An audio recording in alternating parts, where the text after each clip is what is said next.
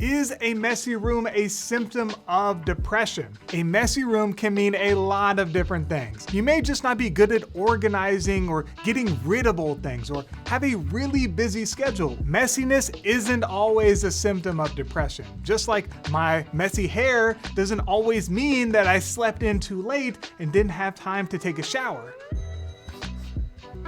Everyone likes their home a different way. This doesn't always reflect their mental health. See, I told you that having hundreds of ceramic squirrels around my house says nothing about my mental health.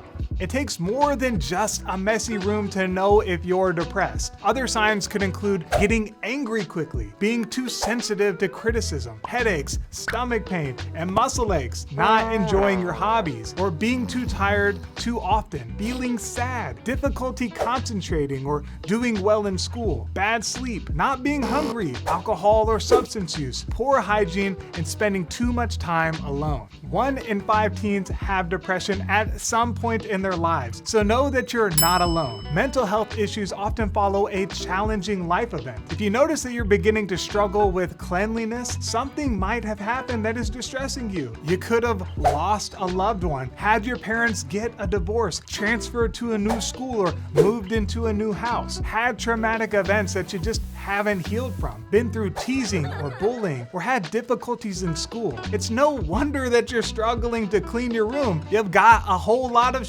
going on. So, what does a messy room mean psychologically? Well, it can mean a few things. Psychologically, a messy room can represent a disorganized mind, feeling overwhelmed, difficulty of letting go of things, trouble focusing on tasks, or a nothing matters attitude, which can lead to poor hygiene. Although messiness can be linked to creativity, you might feel uncomfortable in an organized space. And that's why I choose to have messy hair. It allows my creativity to blossom.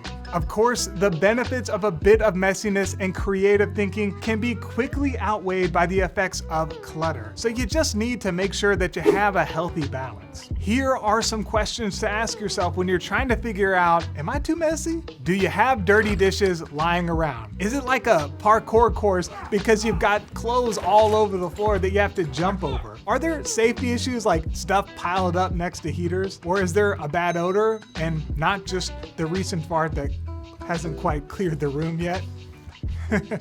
Why is it so hard to clean my room? Mental illness can be draining. When your thoughts are running out of control or you spend most of your day trying to look happy, you lose a lot of energy. Symptoms of mental illness can also make you feel like you have no future. When depressed, everything can feel overwhelming. Cleaning your room can feel impossible, and feeling overwhelmed is a common symptom of depression, which makes any activity like it's just too much. How can I clean my room when I'm depressed? Now, I'm gonna be honest, cleaning a messy room won't cure your depression, but your personal space is something that you have some control over. Depression often makes you feel like you have no control over anything in your life, so this is a way to fight back. I've been using the following tips to clean up my own place when I get into a rut. Start small. Trying to clean an overly messy room all at once can be so overwhelming that you don't even start. Instead, just focus on cleaning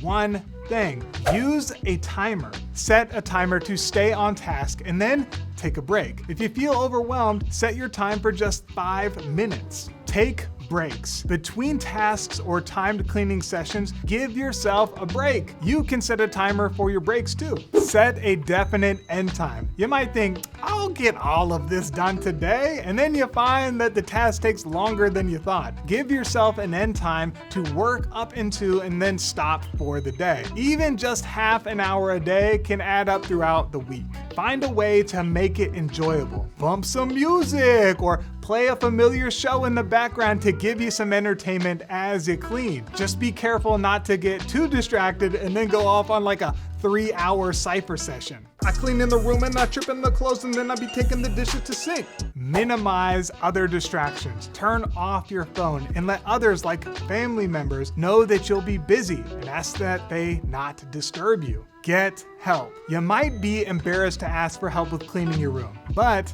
learning that it's okay to ask for help can help you to train to cope with your stress in general. Remember that other people in your life care about you, and most will do anything to make you happy, and that includes lending a hand just to hang out with you while you clean up. But why does a clean room feel so good? Because you've accomplished something. Ha ha! Ha ha! Ha ha!